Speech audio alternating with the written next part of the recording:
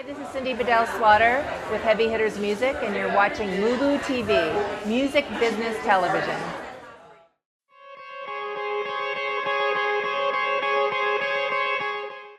Hi, we're coming to you live from Sync Summit here in Santa Monica. We managed to catch up with Grammy-nominated producer and music supervisor Barry Cole. Barry, thank you so much for doing this. I appreciate it. Good to see you. You know, I wanted to ask you, you've been a music supervisor for a long time, and talk about the process. When do you come into a project? Is it through the director, through the producer, through the studio, the network? How do you get the job? Well, as you know, it's the music industry, so there are no rules. Okay. So I've come in at every conceivable point, even a couple of weeks before the mix, if somebody needs something urgently. But working backwards from it, you know, music supervisors are really responsible for that deliverables folder that you're going to hand over to a distributor. That deliverables folder is inclusive of a cue sheet, your composer deal, and all of your licenses. So working backwards from that, it is whatever it takes to actually get that deliverables folder filled out. So if your film has music on camera or has a musical scene or a dance scene, I might be brought in pre-production. So we can identify that song, do a negotiation to make sure when cameras roll, we have the rights to keep that song in the film.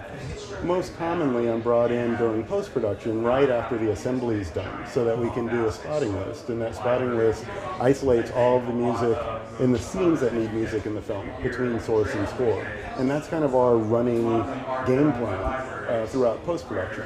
So as soon as we're able to fill in the gaps for each of those scenes with signed documents, signed agreements, and then at the final mix, get a cue sheet printed out, all that goes into the folder and gets handed over to the producer so that the film can become complete and they can actually do a distribution deal. Okay.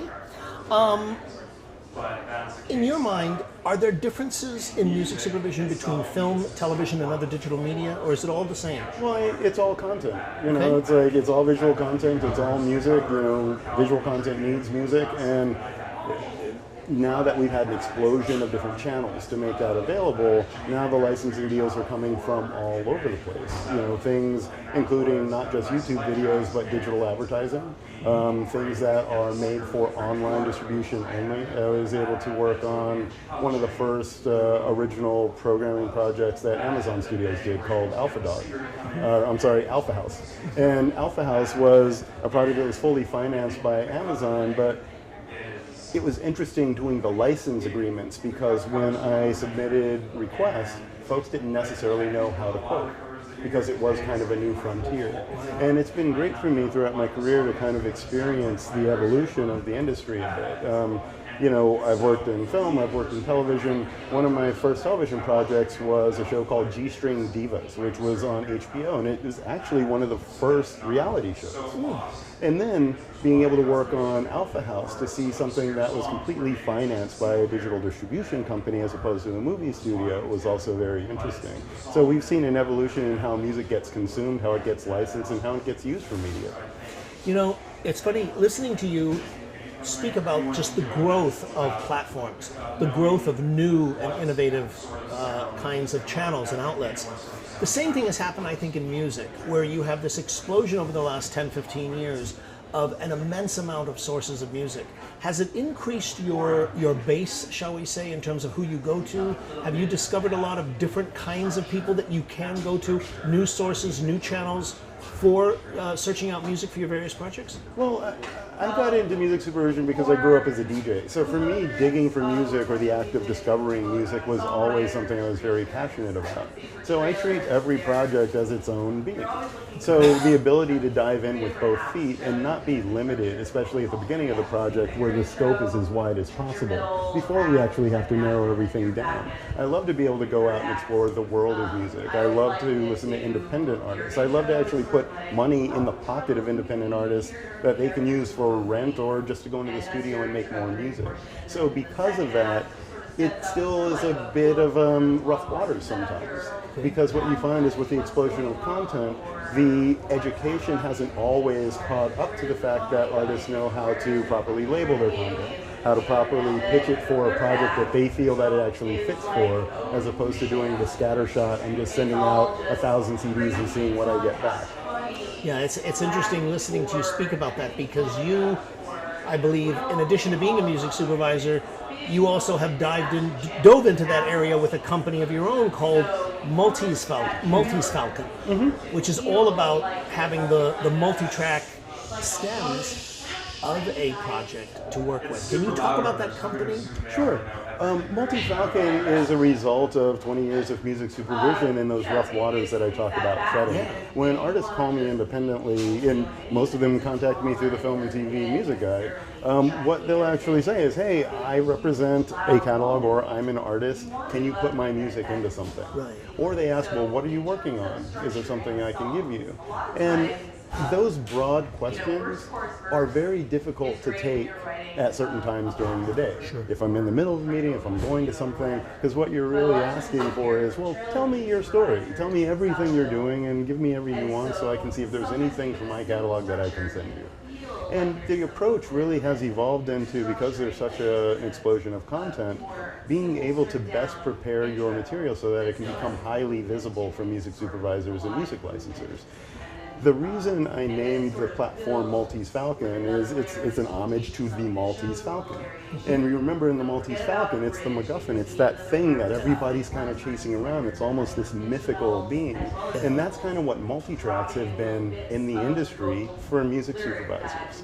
You know, I can't tell you how many times I've had stems or multitracks requested by music editors or even by a director. And sometimes it means the difference between a song being licensed and moving on to something else. Oh, okay. So I'm using that feedback that I've gotten over and over again to encourage artists to put the high quality files up front along with properly labeled material to instantly emerge as a resource and a dependable resource for music licensors, music editors, and supervisors.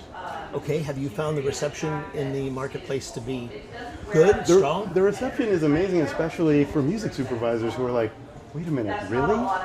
I can get stems, I can actually work with these things. For music editors, it's even better because music editors are usually the people who aren't in the position of choosing the music. They're just there and they have to make it work. So being able to give the elasticity of a new format for music editors to freely work to make the best match against picture for the music not only means that we get better placements, but we can also increase the number of placements for certain content owners. Is there a certain format or a certain way you like to be approached or presented music or over others? I just ask that people do the research. Like, I'm a music supervisor like other music supervisors. Sometimes I'm working on projects, sometimes I'm not. Most likely you can find out what the update of the projects I'm working on are on IMDb. Right. Or in reading the trades, what I really encourage artists to do is ask themselves, what current projects does your music best suit? Right. And if you have a list of those projects, it's really not that difficult to isolate and identify the people who are in charge of music or ushering music for those projects. That already gives a leg up to people who are doing the scattershot, just kind of cold call and sending out CDs. So the second thing I ask if somebody actually approaches me and says, hey, I hear you're working on 50 Shades of Black, which is the Wayans brothers adaptation of 50 Shades of Grey that I'm working on right now. If someone says, hey, I heard you're working on this film, I know 50 Shades of Grey and I have some things and I know the Wayans brothers, so if you're looking for music, I may have some things for that project that actually work.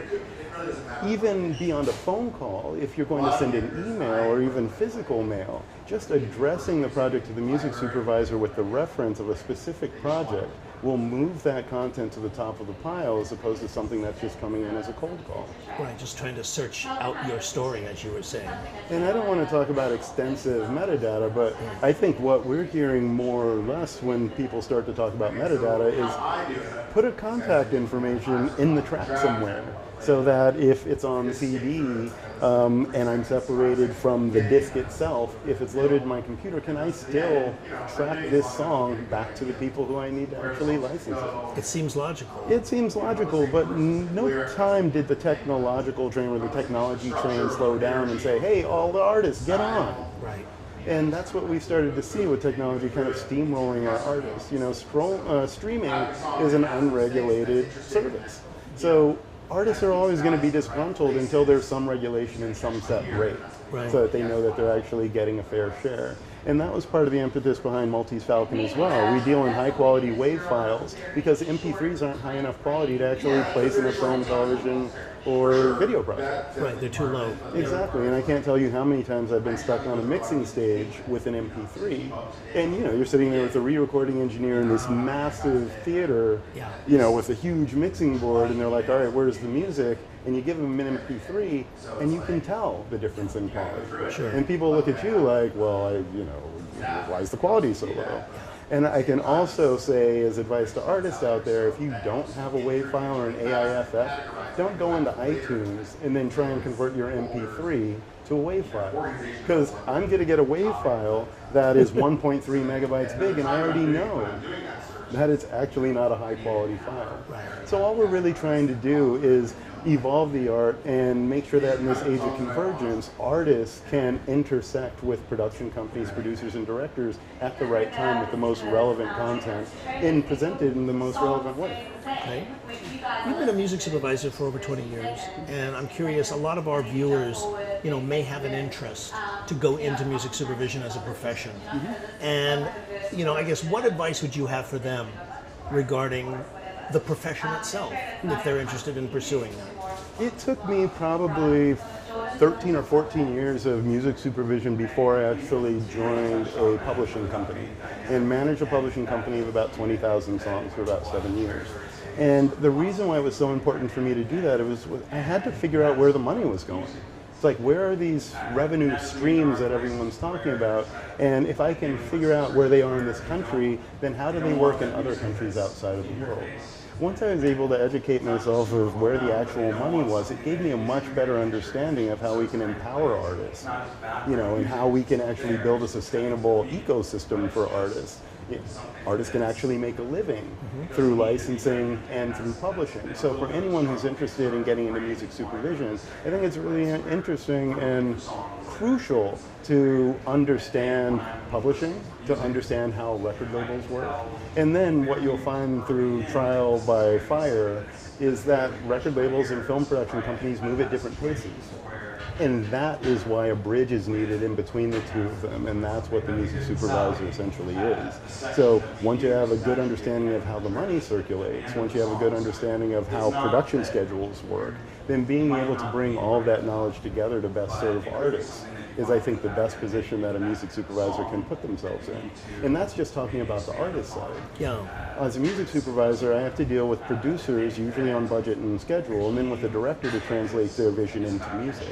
So you also start to understand that, sure, you're mitigating between a huge production company and a huge record label, but at the same time, it's really going to come down to a producer, a director, an editor, putting all the content in there and making sure that it adheres to what the director actually set out to do.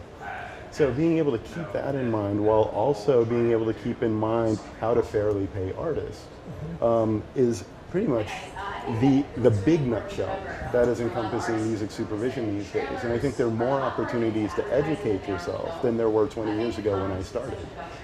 When I started, I remember instead of having Discogs or AllMusic.com, I used a Muse book.